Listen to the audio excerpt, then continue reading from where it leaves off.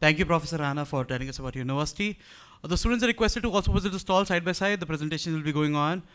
Next up, we are joined by Ms. Erica from Cardozo School of Law to tell her about her school, the kind of courses which they offer.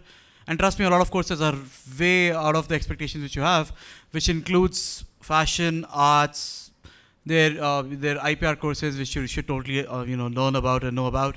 So we'll be having our guests in the next 5 minutes. By then, you can visit the other stalls too. Thank you. Awesome. All right, how y'all doing? Long day, yeah? That's okay. I will try and be brief. The slideshow itself is more, it's very general, so I'm going to kind of skip through a couple of the slides and then go rogue on the ones that I think will be helpful, right? So, all right, let's go ahead and do this. And then we'll have some time for questions. So my name is Erica Silbiger. I'm the Director of Admissions and Enrollment Management at Cardozo School of Law. We are located in Manhattan in New York City. In what we call the West Village. And I don't know if you're familiar with a school named NYU, New York University. We are actually across the street from that school. Parsons School of Design is in the neighborhood. The new school is in the neighborhood. So it's a very upbeat neighborhood where there's a lot of places to hang out, a lot of students just everywhere. And so it's a really, really fun neighborhood. And I'll probably mention more about it in a minute. So you guys actually already had a nice little talk about this, so I'm not going to be redundant and bore you with it again. For those who aren't familiar with legal education in the United States, just a quick follow-up to that is you can either do a 4-year bachelor's degree in a similar subject. It's not considered an LLB. It's very different from the bachelor's that you guys would graduate with. We have what's called a 3-year JD, and the JD is what is equivalent to your 5-year LLB, which is why the LLM basically exists, is that is the supplement to your LLB to then take the New York State Bar. And just to start at, just to mention quickly at the beginning, so the New York State Bar is the hardest bar to pass in the country, in the United States. If you can pass the New York State Bar, you're golden. You can, get a job here, get a job there. It is very prestigious to pass the New York State Bar. So it's even more important to go to a school that will help you do that, right? So you find what your career interests are. Do you want to pass the bar? Do you want to do this type of, do you want to do that? And then work backwards. What school can I go to that I can then utilize those resources to get to my chosen or my desired career, right? So Cardozo has a 90%, 90 bar passage rate, New York State bar passage rate. Our curriculum is designed, the way our program is designed is for you to take those core courses that are required for the New York State Bar, and then you pick a concentration or you can take electives or anything like that to kind of, to supplement the LLM for then your chosen career, right? Then, in addition to that, throughout the year, you are not only provided with clinics and in-house clinics, field clinics, externships. I know, like I said, I'm going rogue already.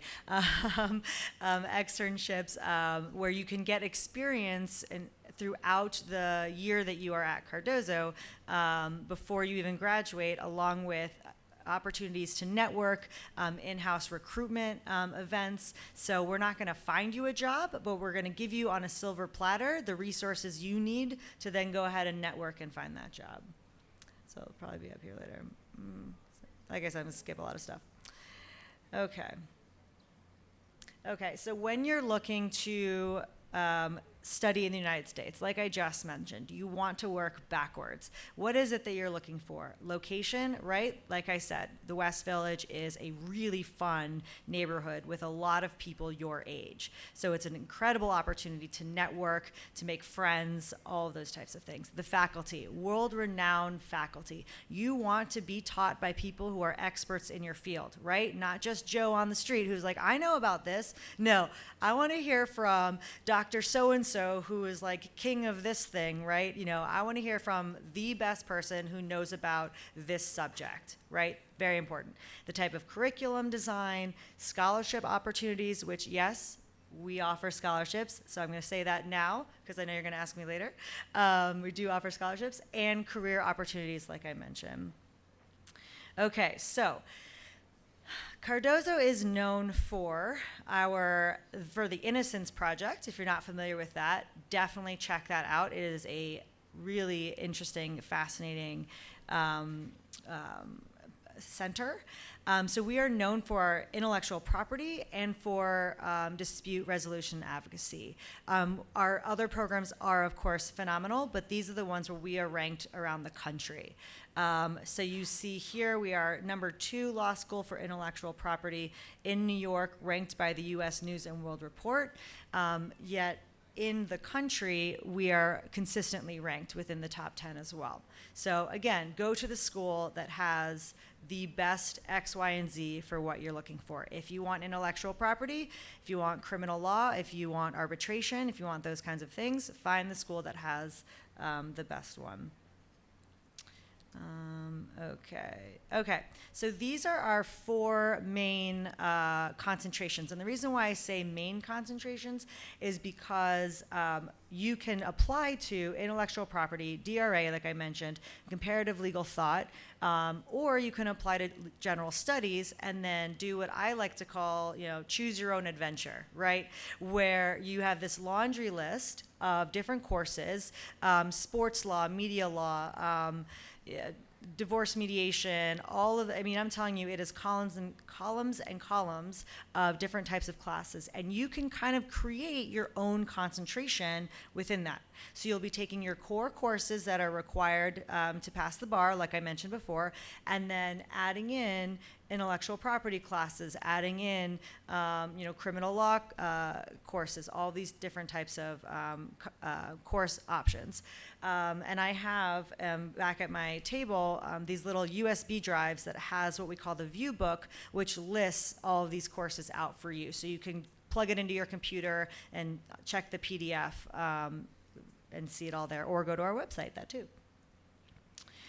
Okay, these are some more concentrations within general studies. So you can do, like I said, your concentration would be general studies, but then in general studies, you can do a concentration even then with all these different other ones. So the fashion, arts, media, entertainment law, so we call that FAME. We have the FAME Center, which our dean created a couple years ago, and it is known all around the country for being the best in entertainment law. We're very proud of it. Okay, I already mentioned the West Village, but that's just some more information there. Blah, blah. So this is the front of the building. That's what that looks like.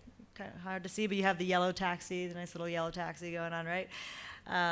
Okay, so this is one of our classes at the New York Stock Exchange. Kind of cool, right? Our classes are very hands-on. There's a lot of practical training.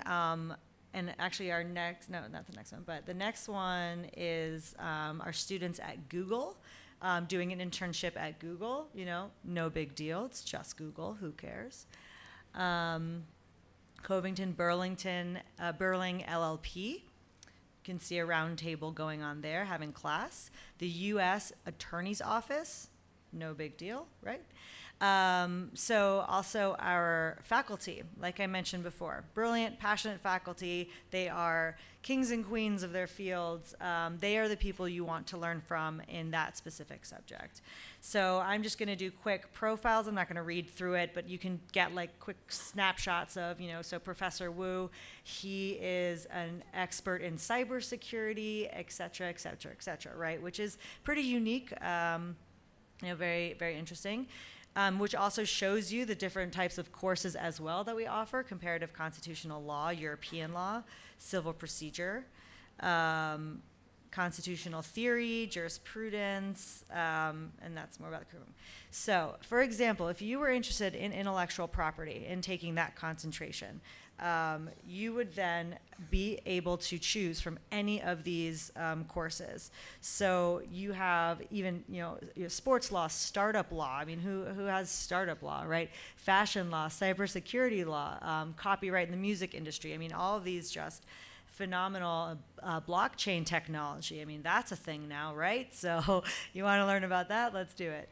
So you have all these options for your curriculum. And again, it's a choose your own adventure. If you want to kind of like mini specialize in international, and globalization, you have IP and globalization, international copyright, international IP. You have all of these one after the other that you can take for your courses.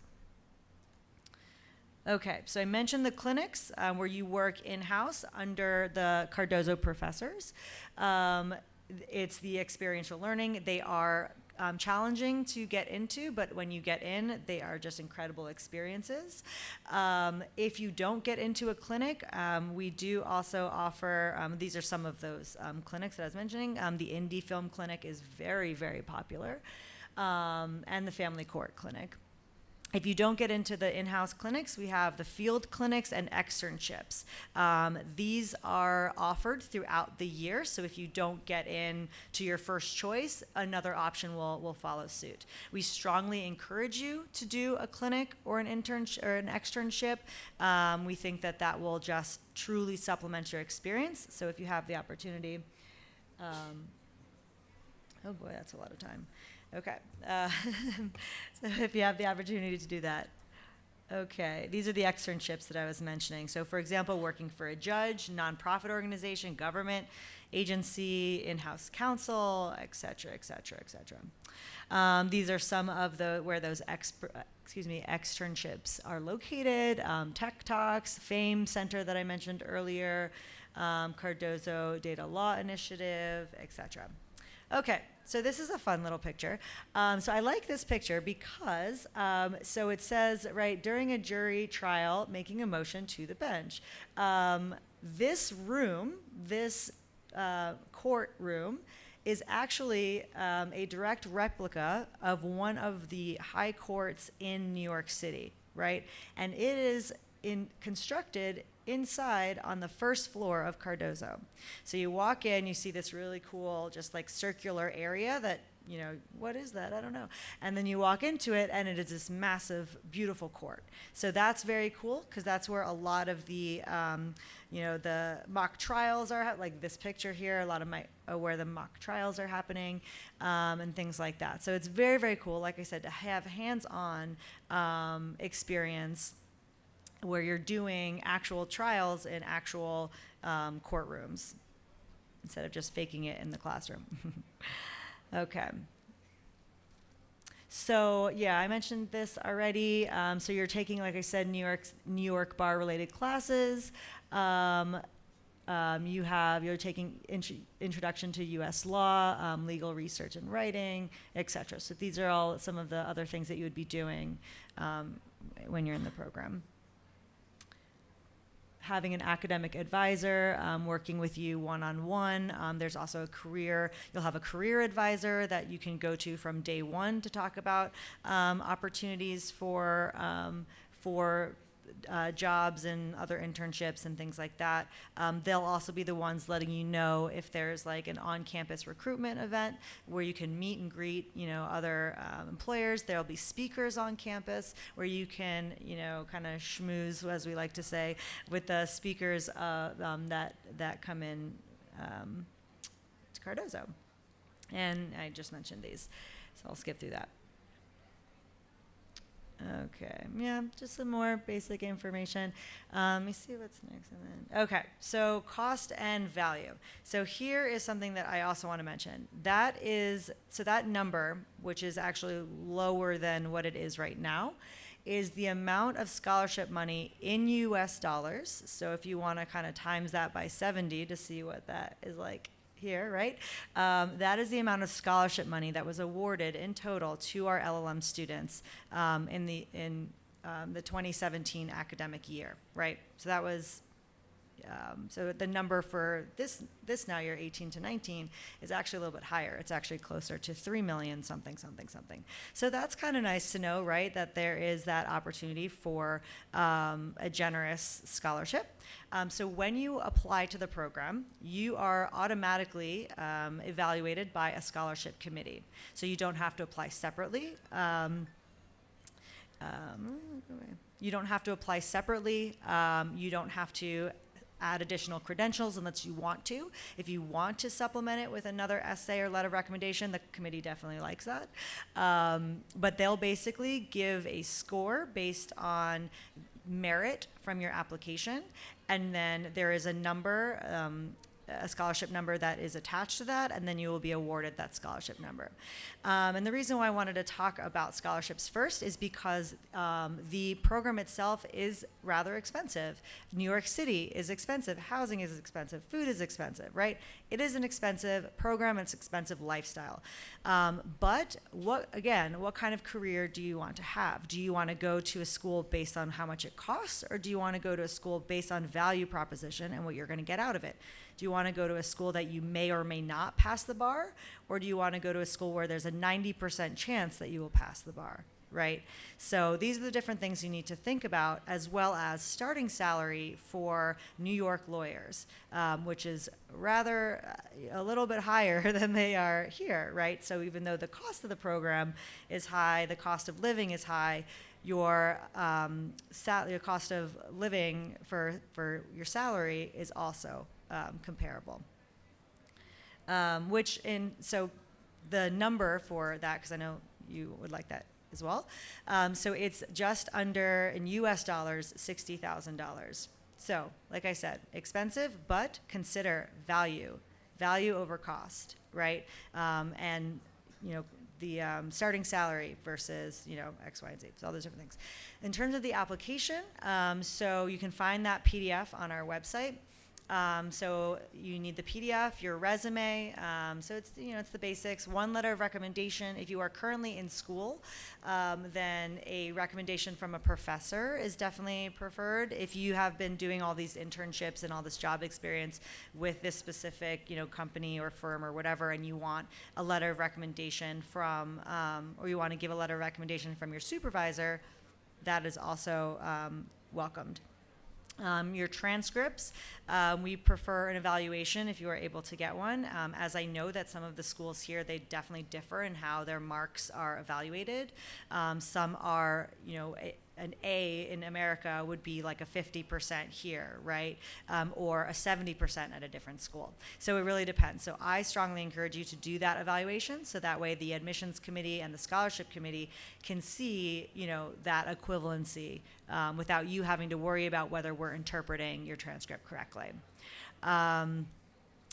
We also have a language requirement, either TOEFL or IELTS. Minimum requirement, also 6.5, but if it's below that, like let's say it's a 6, don't worry too much about that, because we first will look at the rest of your application. If you're a very strong writer, if you did very well in your program, all those other things, we will round it out and throw out the score. If it's maybe not that great, we'll probably give you a call and we'll want to chat with you and we'll give you the benefit of the doubt. So I just don't want that to be something that stops you from applying to school, right? So does anyone have any questions? Program, application, anything like that? Okay, cool, because my throat's dry. So, all right. So I'm going to jump out a little early and have my colleague jump up. But thank you all very much for listening to me. I will be back there. You can also email me with any questions. Yeah. Thank you.